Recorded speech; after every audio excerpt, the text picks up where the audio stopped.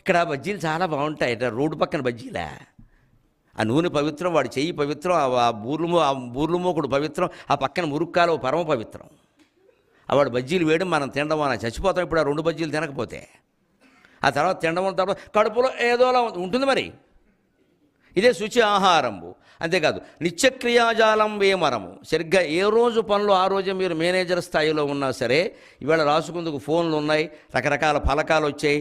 అంతకంటే కూడా కాగితం ఉండి నేను ఎప్పటికీ పాటిస్తున్నది కాగితమే ఖచ్చితంగా. ఒక కాగితం తీసుకుని దాన్ని 8 మడతలు పెడతాను నేను. ఇది లెక్క.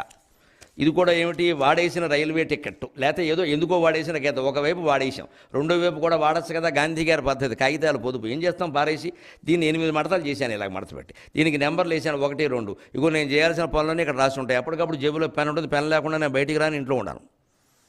ఖచ్చితంగా ఏదైనా పని గుర్తు, ఇప్పుడు మీతో మాట్లాడుతూ కూడా ఏదో గుర్తు వచ్చింది అనుకోండి, మధ్యలో ఖాళీ ఉన్నప్పుడు లేకపోతే వెళ్ళగానే రాసేస్తాను ఇక్కడ, ఈ పని చేయాలి, ఆయన ఫోన్ చేయాలి, లేకపోతే ఏదో చేయాలి, అయిపోయింది. ఆ విషయం మనసులో తీసేయచ్చు.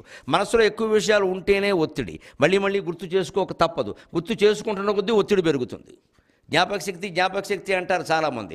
కొన్ని వేల పద్యాలు అప్పగించిన వ్యక్తిగా సహస్రావధానం చేసి 20 రోజుల్లో 1000 పద్యాలు చెప్పి 21వ రోజున పద్యాలన్నీ ఏకధాటిగా అప్పగించిన వ్యక్తిగా చెబుతున్నా. జీవితంలో గుర్తుంచుకోవడం అంత దౌర్భాగ్యం లేదు, మర్చిపోవడం అంత సుఖం లేదు.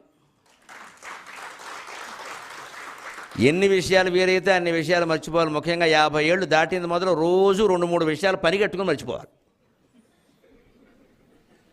మరీ దగ్గర బంధాలు, దగ్గర విషయాలు తప్పితే గుర్తుండదు. ఎవరన్నా కనిపించి నన్ను గుర్తుపట్టలేదంటే, అవును పట్టలేదు, ఏం చేస్తావు చేసుకోపో, అంతే అయిపోయింది. పట్టకపోతే ఏం చేస్తా, పీక తీసేస్తాడా? అందరినీ గుర్తుపట్టాలా? ఏమిటండి ఆ గుర్తింపు కాంక్ష?